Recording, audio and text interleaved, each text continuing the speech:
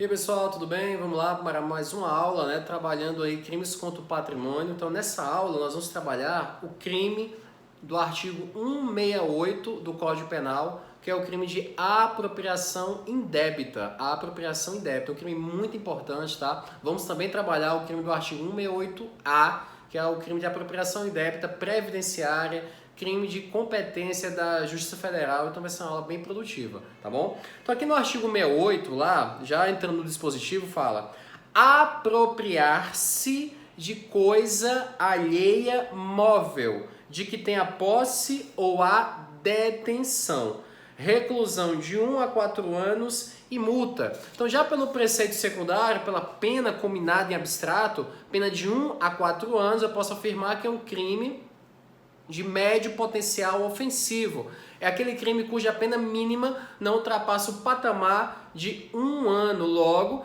é possível a aplicação do sursis processual, artigo 89 da Lei 9.099/95. Isso é sempre importante, né? Essa diferença do crime de menor potencial ofensivo, o crime de médio potencial ofensivo e o crime de elevado potencial ofensivo, tá bom?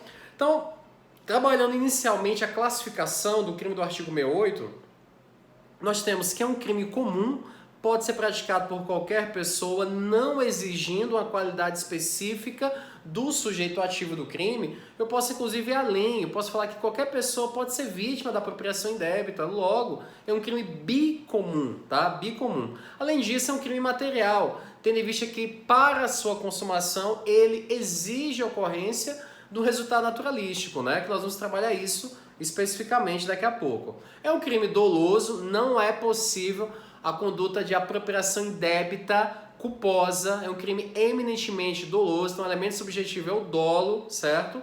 É um crime de forma livre, pode ser praticado de qualquer maneira, é um crime plurissubsistente, tendo em vista, né, que é possível a conduta tentada, tá? Ou ele pode também ser um crime unissubsistente, né? Se ele for unissubsistente, não é possível a tentativa. Então ele pode ser unissubsistente, né? No caso da apropriação indébita, quando há negativa de restituição, né? Porque no crime plurissubsistente é aquela propriamente dita, ele literalmente se apropria do bem, né? Agora, quando ele nega a restituição, quando ele fala, não vou devolver. Então, nessa modalidade, ele é unissubsistente, certo? O fato de se apropriar, o ato de se apropriar do bem, isso aí é um crime plurissubsistente, cabe tentativa. Agora, a negativa de restituir, não vou devolver, né? Digamos, eu alugo um carro, a locadora vem, nós viemos aqui buscar o carro. Não vou devolver. Então isso é um crime unissubsistente, né? Então não cabe o fracionamento da conduta, logo não cabe tentativa. Então cuidado com isso.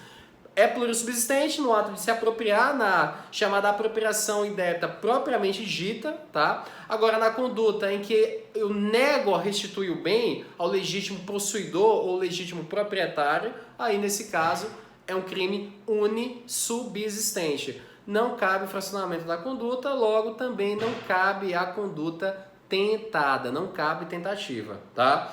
Outro ponto é um crime instantâneo, tendo em vista que a sua consumação ocorre no exato momento, que é justamente o momento em que o agente ele passa a se comportar como se dono, né, como se proprietário ou possuidor legítimo fosse da coisa, tá? Então isso aí também é muito importante, beleza?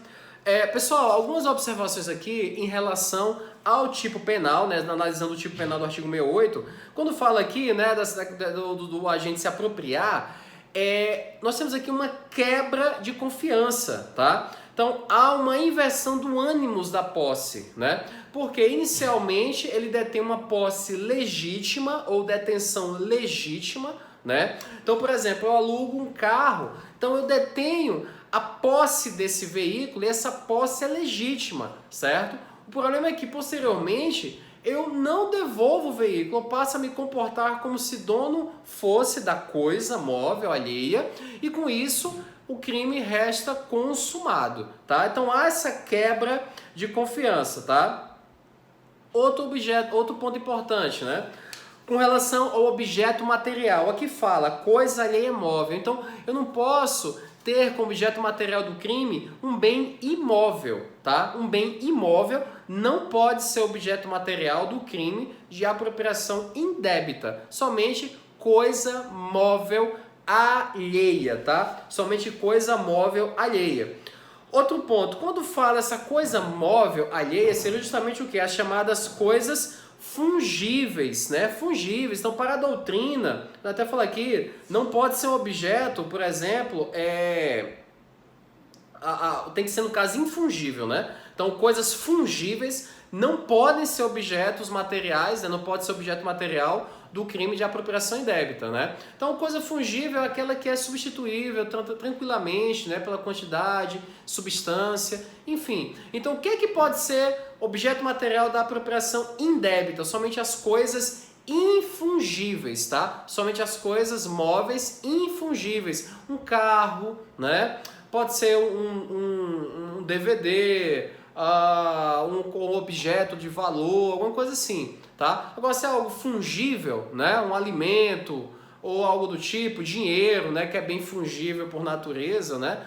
Então, aí nessas situações não é possível a apropriação indébita. Eu posso ter outras condutas criminosas, eu posso ter um estelionato, enfim, mas não o crime de apropriação indébita, pois objeto material desse crime somente coisa móvel infungível. Bens, né, que são plenamente fungíveis, substituíveis, esses não poderão ser, tá, objeto material do crime de apropriação indébita, tá?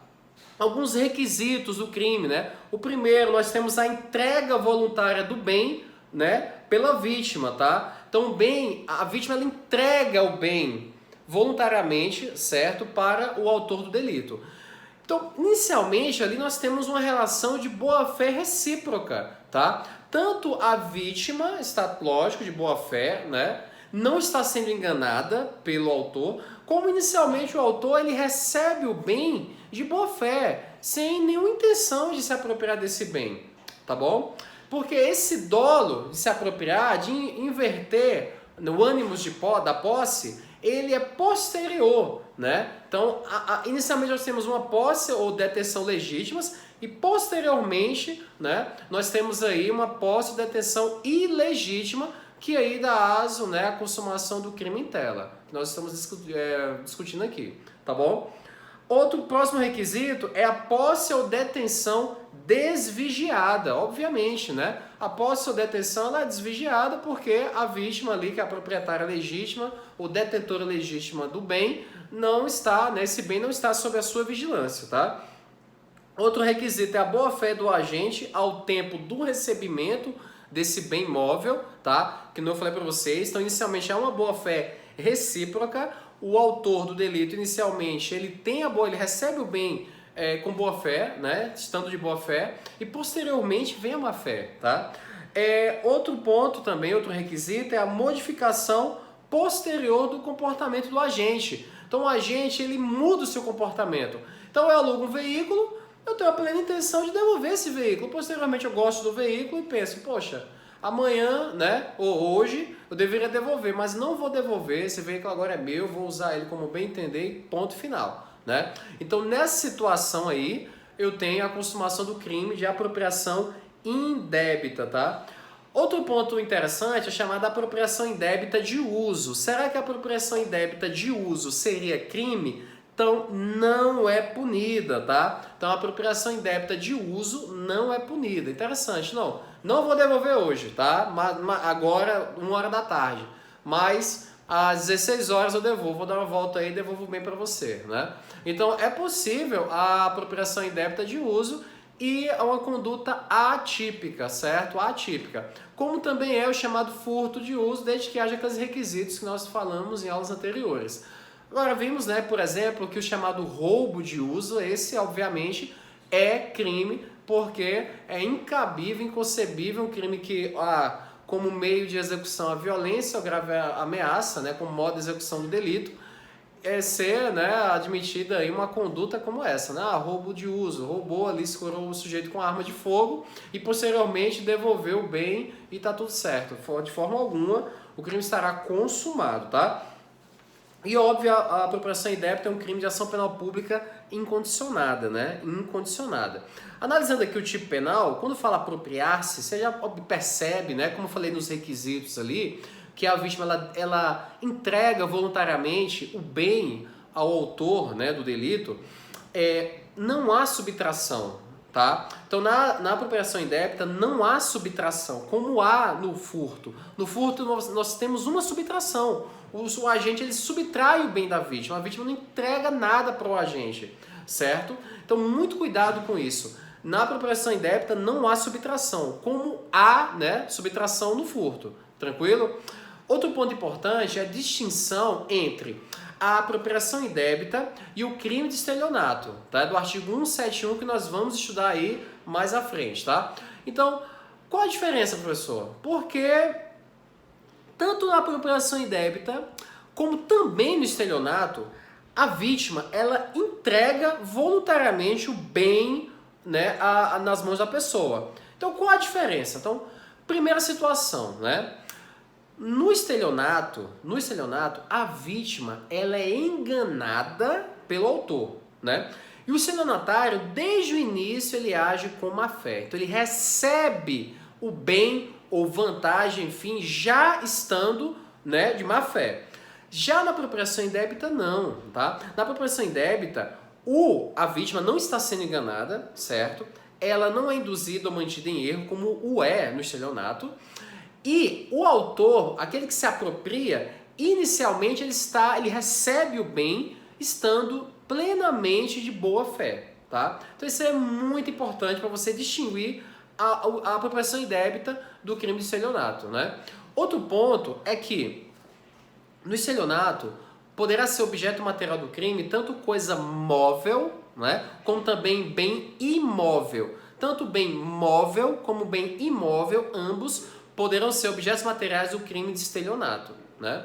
Já na apropriação indébita, como nós estudamos aqui, analisando o tipo penal objetivo do caput ali do artigo 68, tá? Do CP, somente coisa móvel alheia poderá ser objeto material do crime, tá? De apropriação indébita. Então, bem imóvel não poderá ser objeto material do crime de apropriação indébita, tá? Só bem móvel, tranquilo? Outro ponto muito importante. No estelionato, poderá ser objeto material do crime tanto coisa fungível como infungível. Tanto faz, certo? Então, o dinheiro pode ser objeto material do estelionato? Com certeza, o que mais acontece, né? É o dinheiro envolvido aí, né? Na prática, né, do crime de estelionato. Tranquilo? Já na apropriação indébita, como nós estudamos, somente bem móvel infungível é que poderá ser objeto material do crime. Por quê? Porque o bem móvel fungível não pode ser objeto material do crime de apropriação indébita. Tranquilo? Então, outra distinção aí, né, de suma importância. Então, pessoal, tem que ter muito cuidado, né, na análise da apropriação indébita do estelionato. Outro ponto aí, para não deixar passar, na apropriação indébita, o dolo do agente é posterior à posse da coisa. Então, inicialmente, ele tem uma posse ou detenção legítima e há um dolo. Esse dolo, o dolo de inverter o ânimos da posse, é posterior à posse ou detenção do bem, tá? Agora, já no estelionato, o dolo antecede a entrega do bem ou vantagem pela vítima ao autor, certo? Então o autor já detém o dolo, né, o dolo de obter, né, uma vantagem devida induzida a manter a vítima em erro no estelionato, o que não ocorre na apropriação indébita. Na apropriação indébita o dolo é posterior, né? Já no estelionato ele antecede a posse ou detenção ilegítimas, né, da coisa. Tranquilo? Olha só quanta coisa, né, aqui para você distinguir tanto a apropriação indébita como do crime de estelionato, do artigo 171 do Código Penal, para você não confundir. Tem que ter muito cuidado para não ter uma confusão aí entre ambos, né, os tipos penais, tá? Pessoal, no parágrafo 1º do artigo 68, nós temos aqui uma majorante, tá? Então, uma causa de aumento, né, causa especial de aumento de pena. Então, fala aqui, a pena aumentada de 1/3 quando o agente recebeu a coisa. Inciso 1º, em depósito necessário. Então, se o agente recebe a coisa em depósito necessário, a reprovabilidade da conduta dele é maior. Logo, com isso, ele tem uma majoração, né? Então, há uma incidência da majorante de 1/3 na sua pena. Se eu falo de majorante, lembrando, incide na terceira fase da dosimetria da pena, tranquilo? Inciso 2. Se ele recebe a coisa, né, na qualidade de tutor, curador, síndico, liquidatário, inventariante, testamenteiro ou depositário judicial, né? Então, são situações aí em que o agente detém um munus público e se ele pratica a conduta criminosa, a reprovabilidade é maior, logo incide, né, a majorante.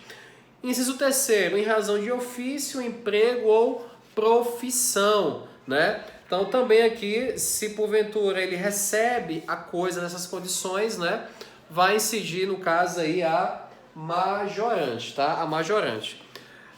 Ponto importante também, aqui dentro do crime de apropriação indébita, né? Vou só abrir o meu código penal aqui, o outro código, né? Que eu tava com outro código aqui, tá? Artigo 68, então falamos aqui.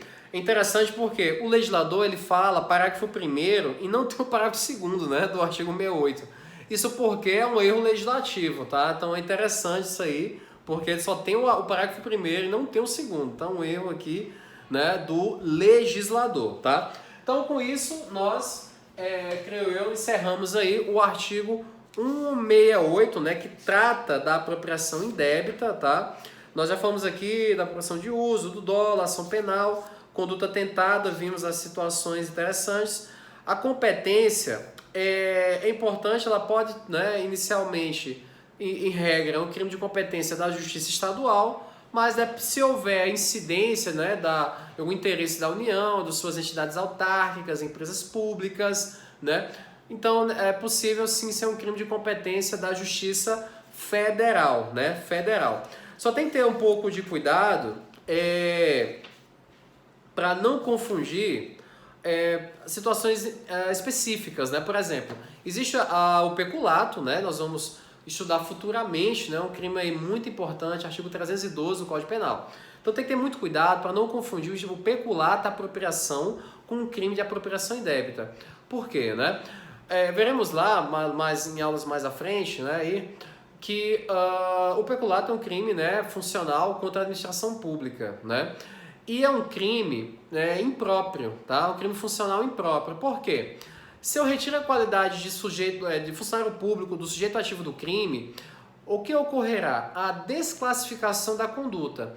Então, se eu tenho um agente público no exercício das suas funções ou em razão delas, apropriando-se de um objeto público ou particular, mas que está sob a posse da administração pública, isso configura o quê?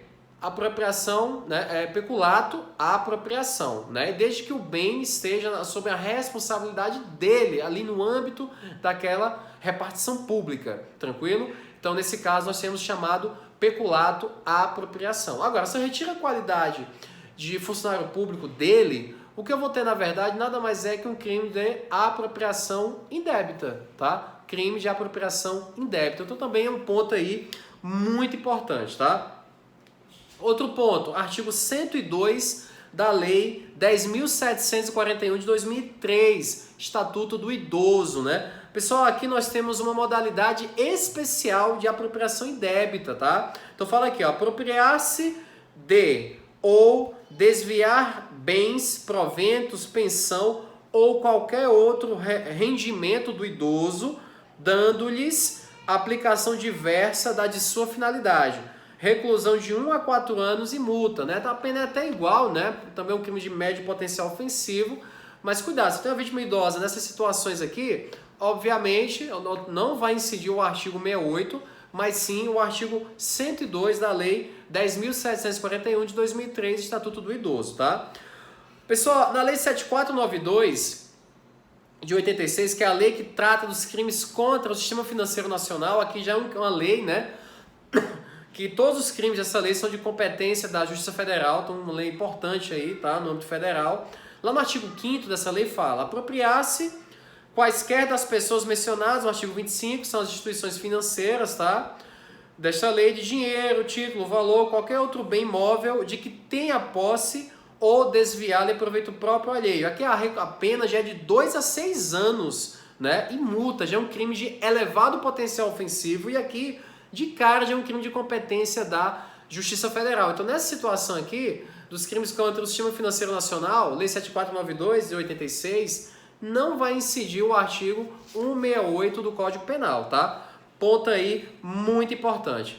Vamos lá, avançando, mais uma situação específica. Artigo 89 da Lei 13.146 de 2015. Aqui nós temos o que? O Estatuto da Pessoa com Deficiência. Uma lei super importante aí que materializa a Convenção de Nova York, tá? Que o Brasil, né, ratificou anteriormente, agora temos o Estatuto, né?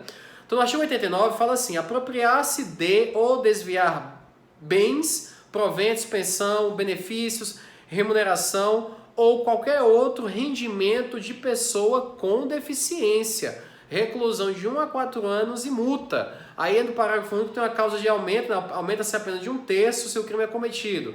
Inciso 1, por curador, tutor, síndico, liquidatário, inventariante, testamenteiro ou depositário judicial, ou por aquele que se apropriou em razão de ofício ou de profissão. Então isso aqui também é outra situação específica. Então nessas situações do artigo 89, tá, vítima, né, a pessoa com deficiência, eu tenho a apropriação de proventos dessa pessoa, pensão ou benefícios, enfim.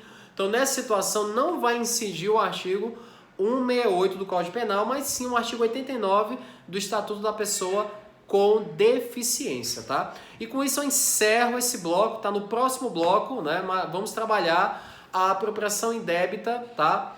Previdenciária, artigo 168A do Código Penal. Então era isso, um grande abraço, fique com Deus e até a próxima.